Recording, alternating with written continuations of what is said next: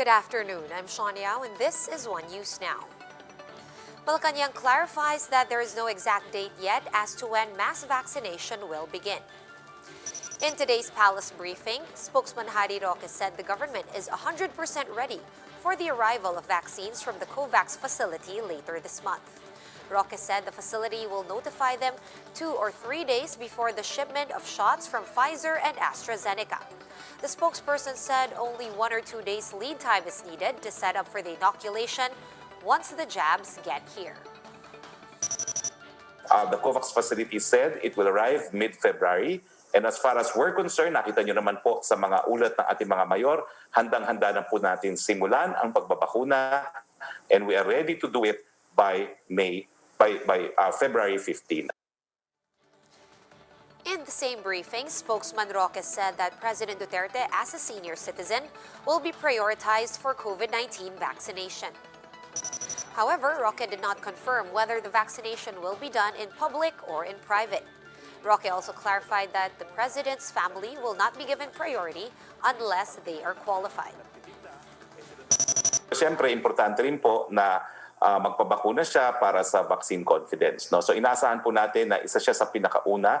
Whether it is done publicly or privately will be his decision. No? And a COVID-19 vaccination center in Russia is luring people to receive the jab by giving out free ice cream. Let's watch this video from Bloomberg.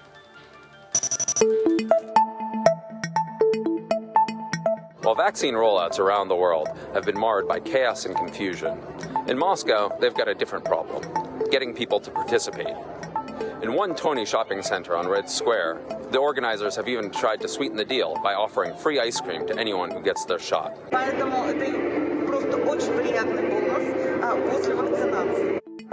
The capital has over 100 centers around the city, offering the Sputnik V vaccine that was developed in Russia. Even so, the total number of people inoculated is less than comparable cities like London and New York. The low turnout may be because only 38% of Russians say they are willing to take the vaccine, according to a December poll. That's well below the 60% of adults the authorities are aiming for in the first half of the year. То, что они дают бесплатное мороженое, это мотивация определенная. А сколько это стоило мороженое? Не знаю, но я все равно подожду марта, а потом решу.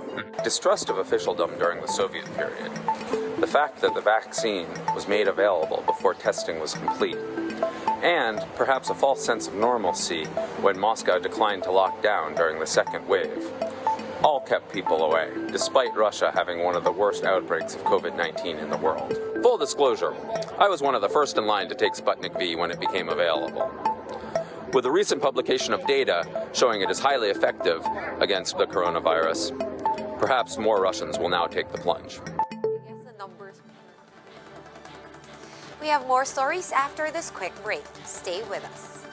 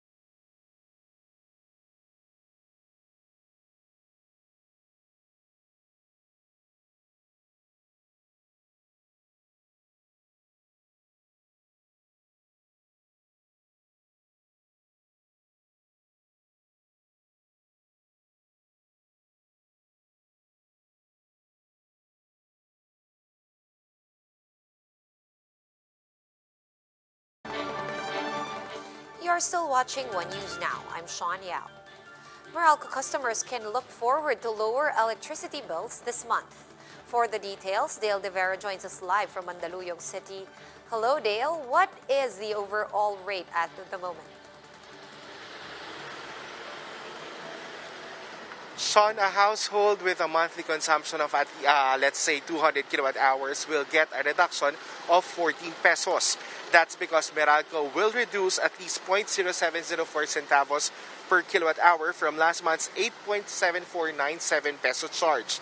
That leaves February's power rate at 8.6793 pesos per kilowatt hour. The power distributor said the new rate will also include adjustments approved by the Energy Regulatory Commission. Those are the pass-through over and under recoveries for the period covering January 2017 to December 2019. Recall that the ERC directed Meralco to refund over recoveries in transmission and other charges. Meralco also assured the public that it will heed the government's order to extend the no disconnection policy. Sean, Meralco is reminding non-lifeline consumers who are having difficulties in paying their dues to visit any Meralco business center. There they will be able to discuss other terms that may be available to them. Sean? All right, good to hear. Thank you for that update, Dale De Vera, joining us live from Mandaluyong City. Meanwhile, the Agriculture Department is urging vendors to continue selling pork products despite the prevailing price cap in Metro Manila. In today's Laging Handa briefing, Secretary William Dar said the situation calls for participation and cooperation of everyone in the sector. Secretary Dar promised to assist retailers by ensuring enough supply of pork and by offering loans with zero interest rates. Several vendors have declared a pork holiday due to the price ceiling that they say is too low for them to make a profit. Kami po ay nananawagan sa mga meat vendors na ito yung panahon po na tulong-tulong. Alam namin na kayo ay under the mercy of the wholesalers dito po sa Metro Manila. And the Transportation Department is targeting to finish the construction of bike lanes in Metro Manila, Cebu, and Davao by June. Transportation Assistant Secretary Mark Steven Pastor told One News's Agenda that the deadline has been moved up as funds for disbursement under Bayanihan 2 is only valid until June 30. Pastor assured the public that they are working double time to complete the bike lanes, which are part of the DOTR's pandemic recovery plan. The Department of Transportation would like to re-emphasize its full commitment for the active transport natin in the country. We will pursue po itong protected bike lanes. Together po yung ginawa po ng Interagency Technical Working Group for Active Transport. Kasama po natin dito ang DPWH, ang DOH, at gayon din po ang DILG. So ito po, we have our firm commitment po to deliver the protected bike lanes. And one labor group is calling on a Quezon City court to dismiss cases against one of the 7 union organizers arrested on Human Rights Day last December. To tell us about that, Camille Samonte joins us live from Mandaluyong. Hello, Camille. What's the latest on this case? Sean, labor group Defend Jobs Philippines is appealing for the immediate dismissal of cases filed against activist Denise Velasco. This after the Mandaluyong Regional Trial Court dismissed last Friday the illegal firearms charges against journalist Lady Ann Salem and labor organizer Rodrigo Esparago. Velasco was arrested in his residence in Quezon City last December 10 for illegal possession of firearms and explosives. Velasco, along with Salem and Esparago, were among the 7 people arrested on the same day based on warrants issued by Judge Ceciline Burgos Villavert of Quezon City Regional Trial Court Branch 89. Salem and Esparago are now awaiting their release order from Mandaluyong RTC. Defend Jobs Philippines says other courts handling cases of political prisoners should emulate Mandaluyong RTC's action. They also believe that government is using the same pattern to go after labor organizers and critics. The group meanwhile complained that QC-RTC has not given any word despite Velasco's camp's petition to look into his case. Let's listen to Christian Magsoy of Defend Jobs Philippines. maaaring maging dilema natin dahil yung kay Dennis Velasco, kay Romina Sobillo, kay Mark Ryan Cruz, saka kay Jamie Gregorio ay nasa Quezon City RTC sila, which is kung saan nanggaling kung saan yung executive judge, si Cecilin Burgos Villabert, na siyang nag-issue ng search warrant para doon sa extradited. Kaya tingin namin may epekto ito, bakit tumatagal. Tingin namin makaka-apekto rin ito sa mga decision. Pero hopefully sana na hindi maging gano'n ang case. Sana manaig ang katotohanan at mabigyan ng hustisya yung nakasamahan natin na illegal na inaresto at illegal na kinulong na kapulisan. Sean, the camp of Salem in Esparago are still waiting for the release order from the court. They are hoping that the police won't cause any delay since there are no valid cases against them. Sean?